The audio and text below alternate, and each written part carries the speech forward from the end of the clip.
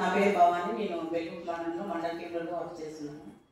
ఈ 3 రోజులు ట్రైనింగ్లో ముఖ్యంగా తెలుసుకునేది ఏమంటే మొన్నటి రోజు వచ్చిన రోజు ఒక ఆలోచనతో రావడం జరిగింది. మేము మా టీం కూడా అంటే ఇక్కడ ఏం వ్యాపారాలు నేర్పిస్తారు, ఎంత పెట్టుబడి అప్పిస్తారు అంటే లోన్ రూపంలో ఎంత ఇస్తున్నారు అనే దానిపైన ఆలోచనతో మేము ఇక్కడ రావడం జరిగింది.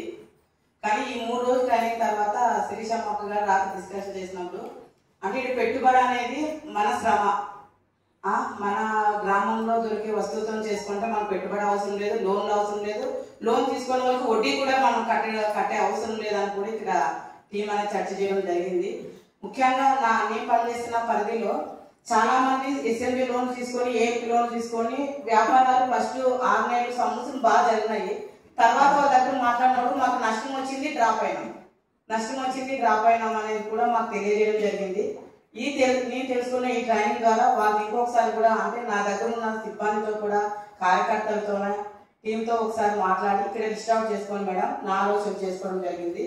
లిస్ట్ అవుట్ చేసుకొని ఎందుకు వాళ్ళు ఏ వ్యాపారం చేస్తాను, ఎందుకు వాళ్ళు నష్టపోయినారు అనేది ఒక లిస్ట్ అవుట్ చేసుకొని వాళ్ళతో కలిసి మనం ఈరోజు నేర్చుకున్న పరంగా ఒక టీం ఒక వ్యాపారం చేస్తుందంటే అదర్వైజ్ ఆపోజిట్ టీము పోటీతత్వంతో వాళ్ళ వ్యాపారము ఈరోజు అంగడి వ్యాపారం చేస్తే వాళ్ళు బాగా జరిగిందంటే అదే టీం వాళ్ళు కూడా అంగడి వ్యాపారం చేస్తున్నారు.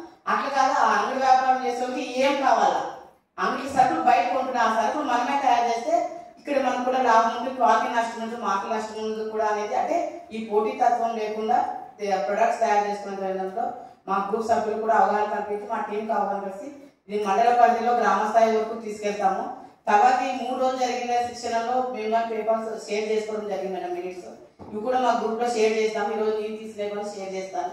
ఇది కూడా ఒక ట్రైనింగ్ లెవెల్లో తీసుకోవాలనుకోవడం జరిగింది. Thank you madam, thank you.